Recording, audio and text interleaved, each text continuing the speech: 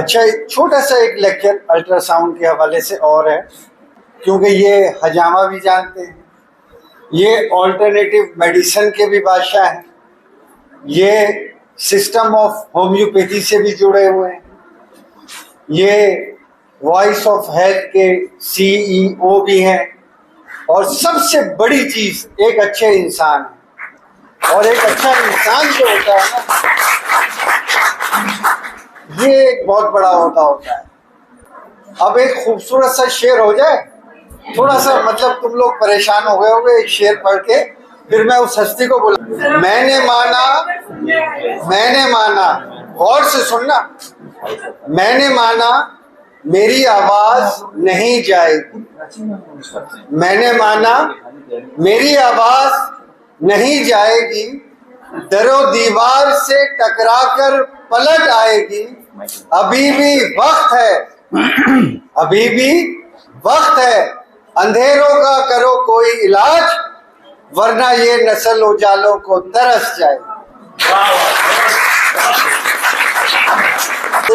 आपकी पुरजोर तालियों में डॉक्टर शफीक चिश्ती नहर की मुख्तसर किताबें और से शुरू।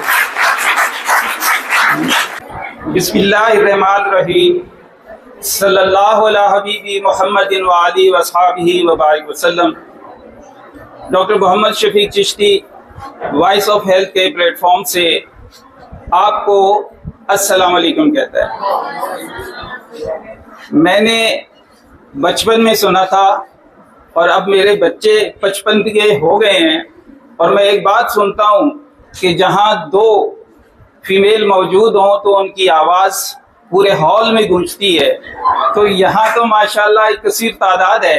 तो मैं अपनी दुआ को दोहराता हूँ और देखता हूँ कि आपकी मौजूदगी है या नहीं है। अस्सलाम वालेकुम। बहुत शुक्रिया, बहुत शुक्रिया। देखिए, यहाँ पर फरमान डहरी साहब, अब्दुल रज़ाक जुम्मा साहब, आपने हमें इनवाइट किया और ऑल पाकिस्तान डॉक्टर एसोसिएशन के इस प्लेटफॉर्म पर हम उनका शुक्रिया अदा करते हैं। मोहतरम जनाब प्रोफेसर डॉक्टर अतीक अंसारी साहब के इंतहाई तफसीली और मुदल्लिल गुफ्तगू के बाद मज़ीद इस पर बात करना कोई आसान तो ना रहा, लेकिन कोशिश है कि आपसे बात हो। अल्ट्रासाउंड पे बहुत तफसीली बात हो गई और अल्ट्रासाउंड पे ही मुझे भी बात करनी है, और साथ मुझे बॉन्डिंग लगा दी गई है कि आपके पास टोटल 5 मिनट हैं, तो मैं कोशिश करूंगा कि इस 5 मिनट में जो कुछ हो सकता है वो ज़रूर करूं। देखिए, हमारा पूरा जिस्म स्किन के अंदर फोल्ड है, स्किन के अंदर बॉन्ड है, स्किन के अंदर बंद है। हमारी जिल्द के अंदर हमारा पूरा जिस्म पैक्ड है। अब हो ये रहा है कि हमारे जिस्म के कुछ ऑर्गन्स स्किन में होते हुए भी बाहर से देखे भी जा सकते हैं और उनका फिजिकल एग्जामिन भी पॉसिबल है। चूंकि वो देखे जा सकते हैं, उनका फिजिकल एग्जामिन मुमकिन है, इसलिए उन्हें तो हम ओपन आई से एक्सटर्नली देख लेते हैं। लेकिन जब बात आ जाती है बॉडी के अंदर की, तो अंदर के ऑर्गन को देखने के लिए एक तो सादा सा सॉल्यूशन ये था कि आप डाइसेक्ट कर दें। जाहिर है कि इंसानी जान के साथ इस तरह से खेलना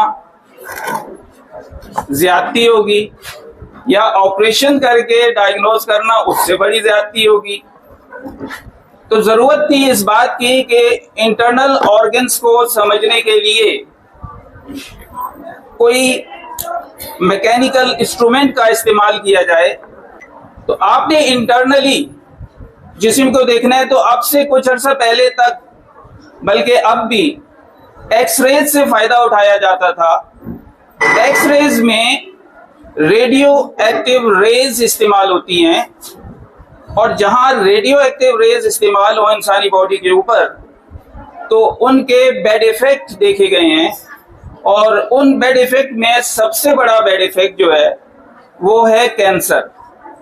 तो चूंकि एक्सरेज की वजह से इंसानी जिस्म को नुकसान पहुंचने का इम्कान ज्यादा था, तो फिर एक दूसरी टेक्नोलॉजी की जरूरत महसूस की गई और उस दूसरी टेक्नोलॉजी को अल्ट्रासाउंड की शक्ल में जाहिर किया गया। अब एक्सरेज में क्या होता था कि रेज ऊपर से डाली जाती थी, सेंटर में ह्यूमन बॉडी होती थी और उससे नीचे जो है वो फोटो फिल्म होती थी। रेज बॉडी से होती हुई फोटो फिल्म पर जाती हैं और फोटो फिल्म पर एक पिक्चर स्केच कर देती हैं और उसके जरिए हम डायग्नोज करते थे। लेकिन अल्ट्रासाउंड के जरिए हम ऐसी डिवाइस यूज कर रहे हैं कि जो बॉडी के ऊपर साउंड की वेव्स भेजती हैं, फिर वो डिवाइस उन वेव्स को वापस रिसीव करती है और उस डिवाइस के ऊपर ही उसके इफेक्ट्स जो हैं वो पहले से फीड है और उन इफेक्ट का मतलब क्या है वो जाहिर हो जाता है और उसी के जरिए हम प्रिंट भी निकाल सकते हैं, उसी के जरिए हम एक स्क्रीन के ऊपर उसे देख भी सकते हैं। तो हम अल्ट्रासाउंड से ये फायदा उठा रहे हैं। अल्ट्रासाउंड बहुत सारी बीमारियों में इस्तेमाल होता है और इसके इस्तेमाल के दो एक कॉमन तरीके हैं। एक आप में से क्वेश्चन आ भी चुके हैं उस पर। एक ये है कि अल्ट्रासाउंड किया जाता है बिल्कुल एम्प्टी एब्डोमेन, खाली पेट, 10 से 12 घंटे की फास्टिंग के साथ। और दूसरे अल्ट्रासाउंड में जो है बॉन्ड किया जाता है कि आपने यूरिन होल्ड करके रखना है और ब्लैडर भी फिल होना चाहिए। तो आपके अल्ट्रासाउंड अपर एब्डोमेन होता है, लोअर एब्डोमेन होता है। जब अपर एब्डोमेन की बात की जाती है, ऊपर के पेट की बात की जाती है, तो बॉन्ड किया जाता है कि फास्टिंग हो। और उस फास्टिंग से फायदा क्या होता है कि जब आपने रात भर कुछ नहीं खाया होता तो आपके जो जीबी है, गॉल ब्लैडर है, उसको काम करने का मौका नहीं मिलता। जैसे ही आप कोई चीज खाते हैं तो गॉल ब्लैडर अपनी सिक्रीशन जो है वो नीचे भेजना शुरू कर देता है, जो है उसकी नहीं, उसे दिया था लीवर ने, वो स्टोरेज था। लेकिन उसकी खूबसूरती ये है कि जैसे ही कोई जिस्म में चीज जाती है, खाने पीने की चीज जाती है, तो वो अपना बाइल पिगमेंट जो है वो नीचे भेजना शुरू कर देता है। तो जब आप फास्टिंग में होते हैं तो आपको जीबी कंप्लीट नजर आ जाएगा, तो आपको जीबी देखना आसान हो जाएगा। तो अपर एब्डोमेन में लीवर को देखा जाता है, गॉल ब्लैडर को देखा जाता है, पैंक्रियाज को देखा जाता है, स्प्लीन को देखा जाता है। जबकि लोअर एब्डोमेन की बात की जाए तो फिर हम किडनीज को देखते हैं, किडनी से रिलेटेड जो यूरेटर्स हैं उनको देख लेते हैं और उनसे रिलेटेड आगे जो है यूरिनरी ब्लैडर है उसको देखा जा सकता है। और फीमेल में फीमेल जेनाइटल ऑर्गन्स, यूट्रस को देखा जा सकता है, ओवरीज को देखा जा सकता है और उसके साथ साथ रिलेटेड जो एक्सटर्नल ऑर्गन्स हैं उनको भी देखा जा सकता है, समझा जा सकता है। अगर हम जीबी की बात करें यानी गॉल ब्लैडर की बात करें तो गॉल ब्लैडर में क्या कंडीशन होती है, कॉमनली गॉल ब्लैडर के अंदर स्टोन फॉर्मेशन हो जाती है, क्रिस्टल फॉर्मेशन हो जाती है, क्रिस्टल बन जाते हैं, बाइल पिगमेंट जो है वो जम जाता है, पथरी बना देता है।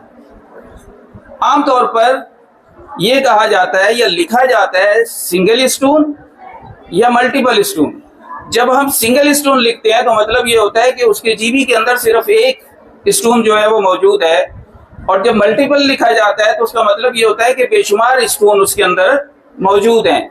और बाद औक़ात लिखा जाता है मल्टीपल स्टोन विद सैचुरेशन, यानी कि मल्टीपल स्टोन भी हैं और पित्ता कंप्लीट तौर पर भर चुका है।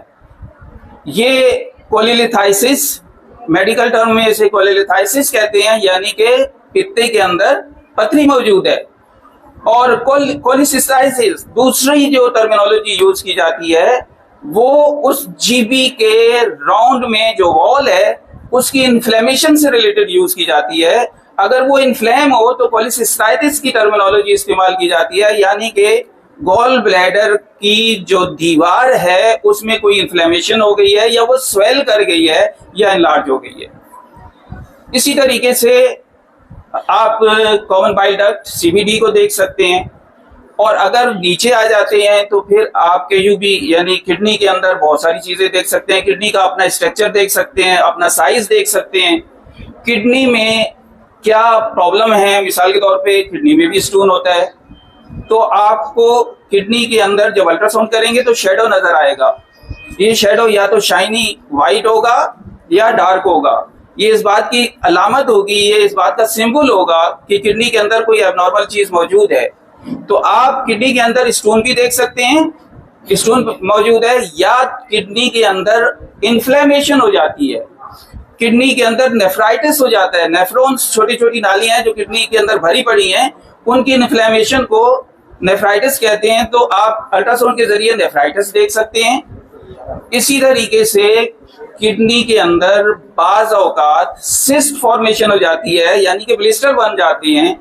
तो किडनी के अंदर ब्लिस्टर भी फॉर्मेशन हो सकती है, तो आप ब्लिस्टर देख सकते हैं। तो अल्ट्रासाउंड के जरिए हम किडनी के अंदर जो है स्टोन, उसके साथ ही साथ नेफ्राइटिस, हाइड्रोनेफ्राइटिस यानी पानी भरा हुआ है, और उसके साथ ही साथ जो है आप सिस्ट के एग्जामिन जो है वो कर सकते हैं। फिर आप ये देख सकते हैं कि स्टोन वही है या आगे ट्यूब में आकर फंस गया है, जैसे यूरेटर कहते हैं, और या ये कि उससे भी आगे है, वो जो एक ट्राइंगल शेप है जिसे हम यूरिनरी ब्लैडर कहते हैं, वहां पहुंच चुका है।